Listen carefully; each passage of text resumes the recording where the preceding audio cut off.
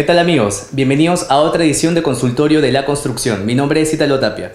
La geología y la geotecnia son ramas específicas muy importantes para el desarrollo de la infraestructura a nivel nacional.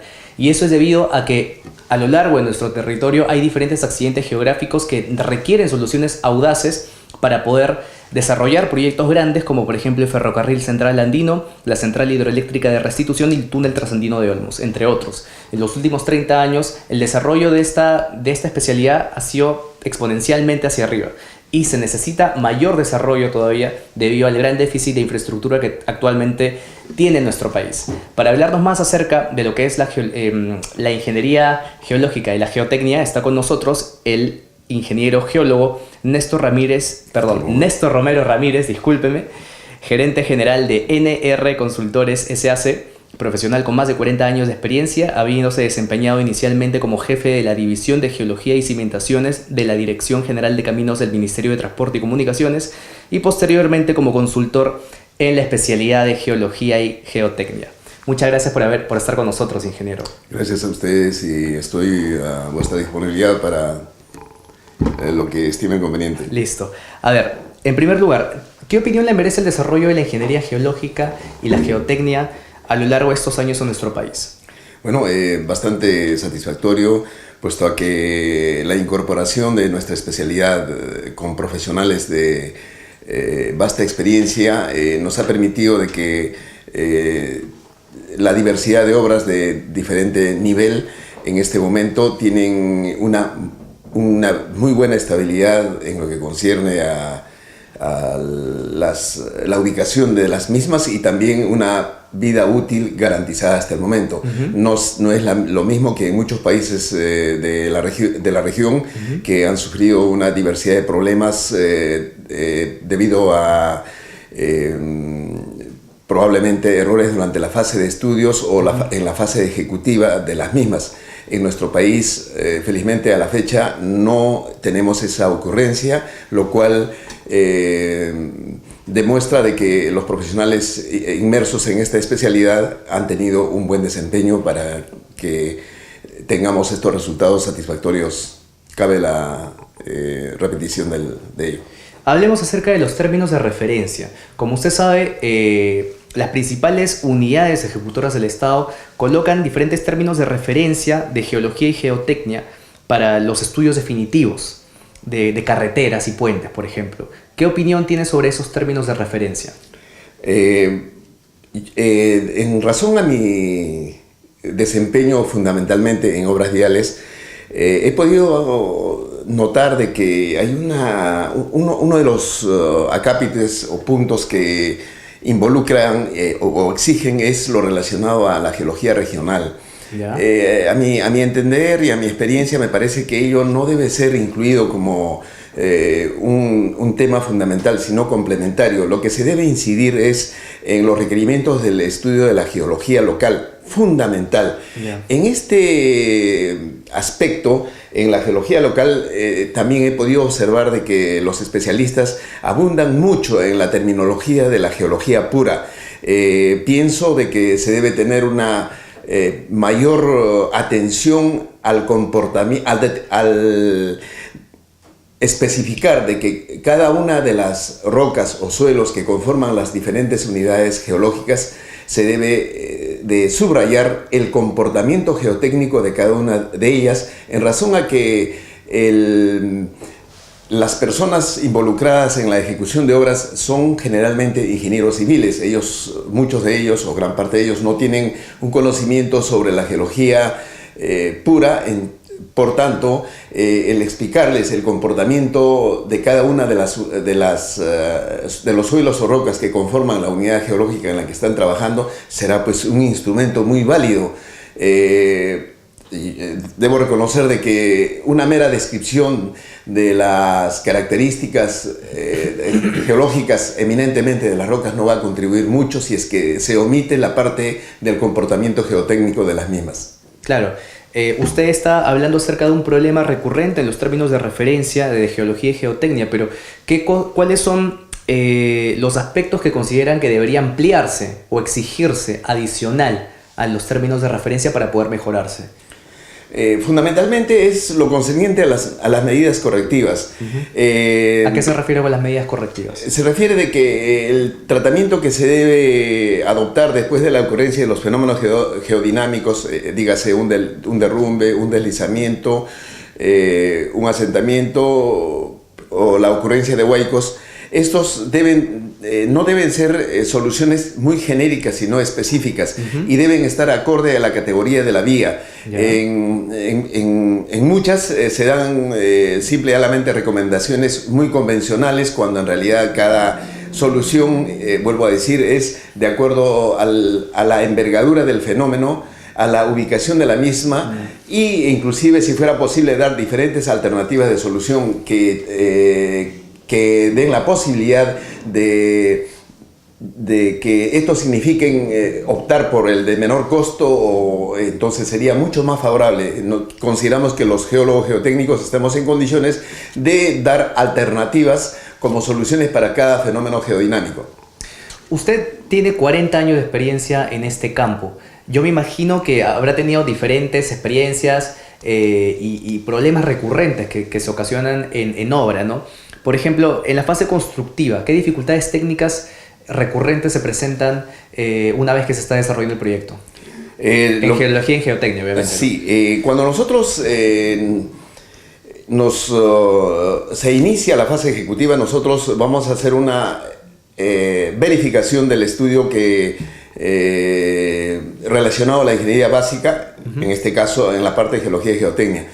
Pese a que esta ya tiene la conformidad de la entidad, nosotros hemos podido observar de que estos pues no guardan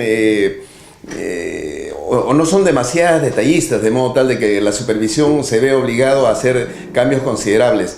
Por otro lado, hay limitaciones, no sé si ya los puedo precisar, en que nos hemos visto en la necesidad de sugerir variantes ante presencia, por decir, de zona de aguajales que no han sido contempladas o consideradas dentro del estudio. Entonces tenemos limitaciones para adoptarlos de manera inmediata, puesto a que tenemos que poner a consideración de la empresa consultora a fin de que luego de su aprobación recién nosotros podamos optar por esta variante. Eso es todo un trámite que enlentece la obra. Desde luego, y además permite al contratista pedir una ampliación de plazo hasta que la entidad apruebe esta variante. Entonces una de las dificultades más recurrentes es el tema de los estudios definitivos. Eso es lo que está diciendo, que probablemente los estudios definitivos que no están muy bien hechos, que digamos, ¿no? O que no optan por la solución más adecuada, por decirlo de un modo. Desde luego, no todas, sino le vuelvo a decir de que sobre todo en la zona de selva, esto es relativamente un poco más frecuente por la presencia de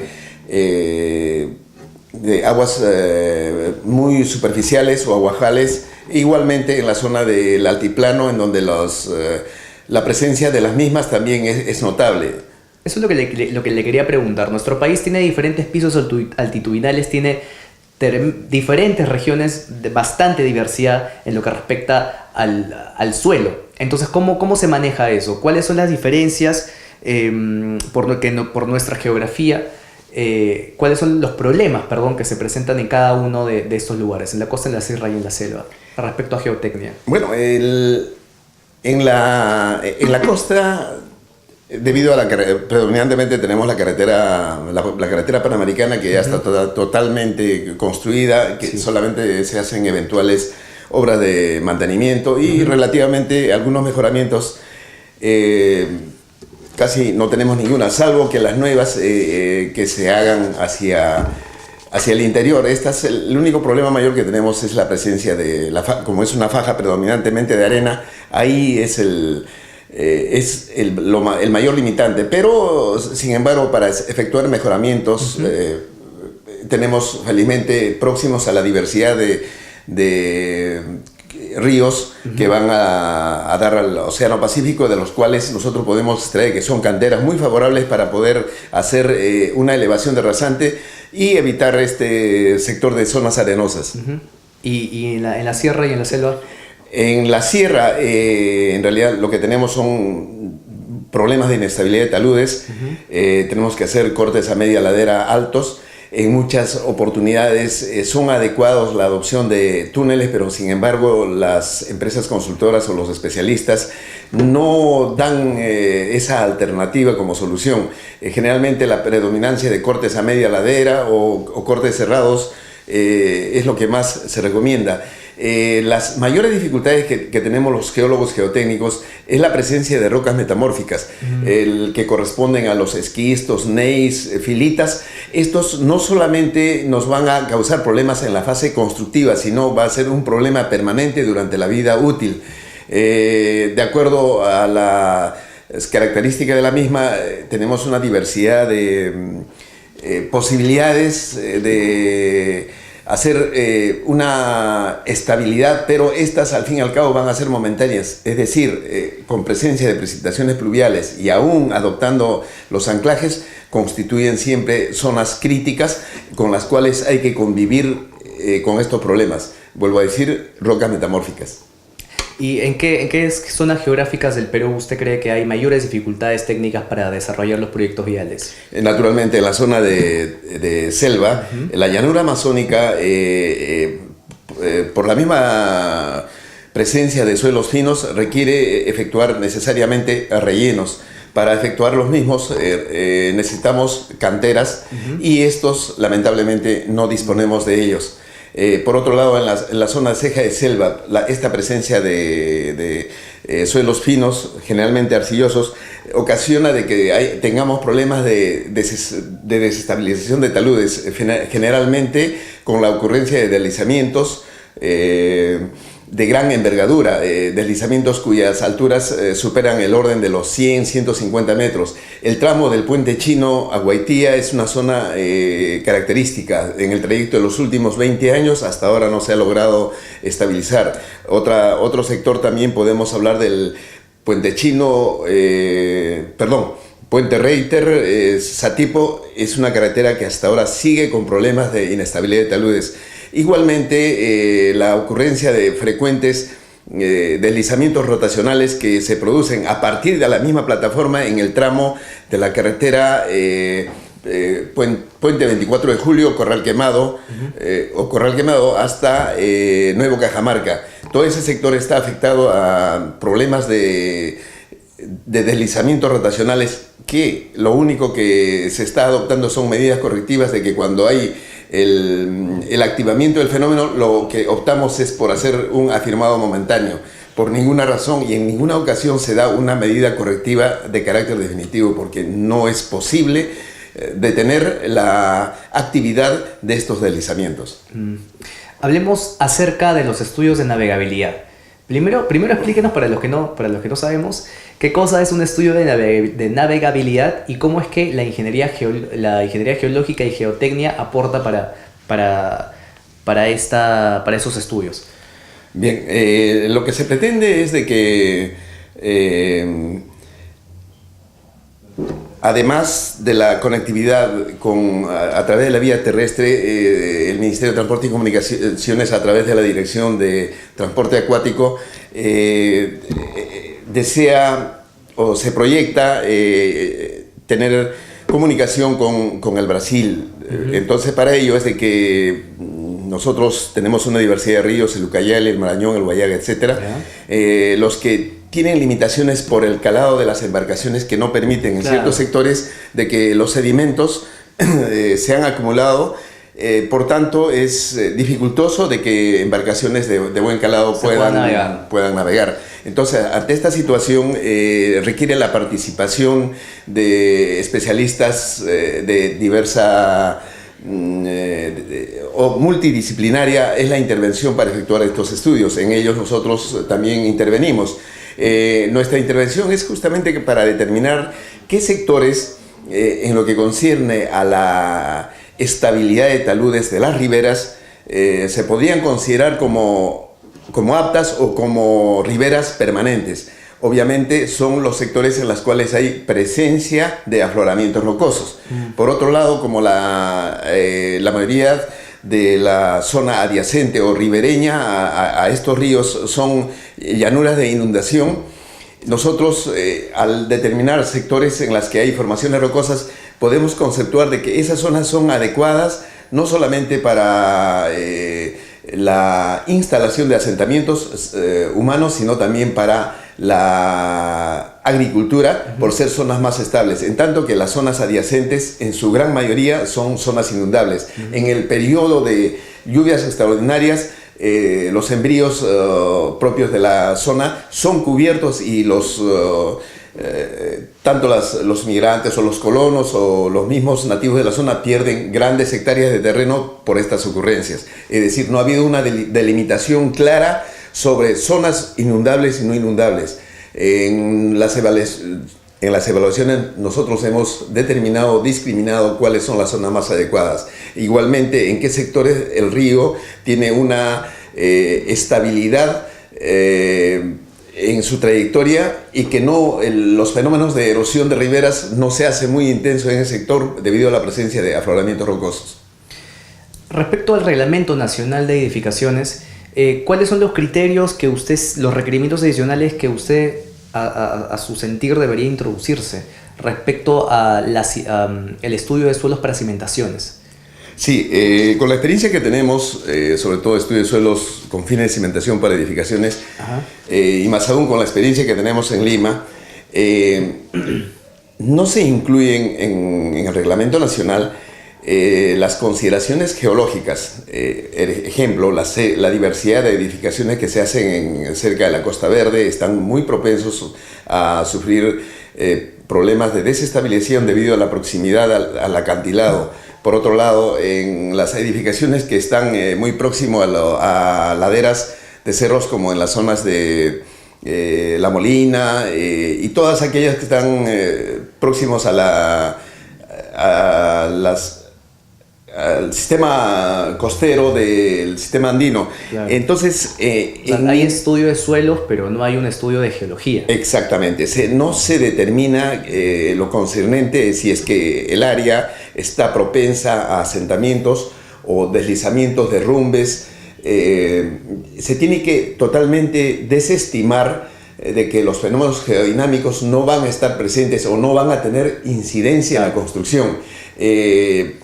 Más aún por las características de Lima, en las cuales los suelos son muy diversos, es necesario determinar. Queda claramente que pese a que en Lima tenemos los mejores suelos por sectores como Miraflores, San Isidro, San Borja, y algunos corresponden al cono de dirección del RIMAC, son los mejores suelos. Sin embargo, los de Callao, La Molina, claro, Barranco, etcétera, presentan suelos deficientes, en las cuales hay que determinar el tipo, claro, de material o depósito que corresponden. De ese modo, nosotros, sin la necesidad de efectuar perforaciones, podemos estimar cuál es el espesor de estos materiales. Y más aún, y si está próximo a una ladera o está tanto en la parte superior como en la ladera inferior, estamos para determinar sobre si es que tiene o no incidencia o qué tratamiento adicional se debe adoptar para garantizar la estabilidad durante la vida útil de la vivienda.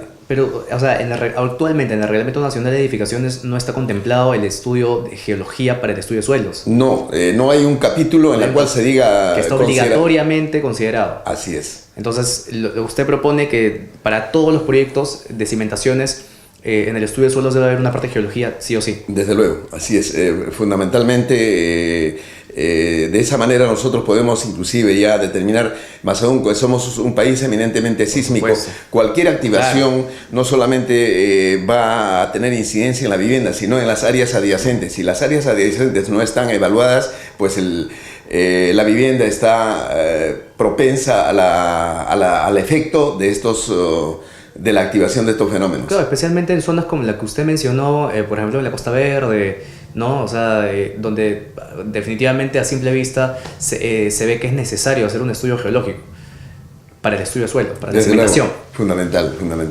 Bueno, ingeniero, muchas gracias por haber estado con nosotros. Ya terminó la entrevista, se nos ha acabado el tiempo, pero le agradezco a nombre del Colegio de Ingenieros su presencia y su participación, por habernos dado mayores alcances respecto al tema. Pues gentil, yo también de mi parte les agradezco y no solamente eso, quisiéramos en una próxima oportunidad entrar en más detalle a problemas de carácter geológico y geotécnico, a fin de que estos, ¿no? Más específico, dejando constancia de que los geólogos que intervenimos en esta especialidad dentro del mercado laboral somos pocos. Por eso yo sugiero al Colegio de Ingenieros hacer mayor difusión en la geotecnia, con la finalidad de poder cubrir los requerimientos de las diversas empresas consultoras que nos necesitan.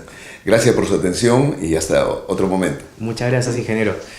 Muchas gracias a ustedes por vernos y estamos encontrándonos en otra edición de Consultorio de la Construcción. Muchas gracias.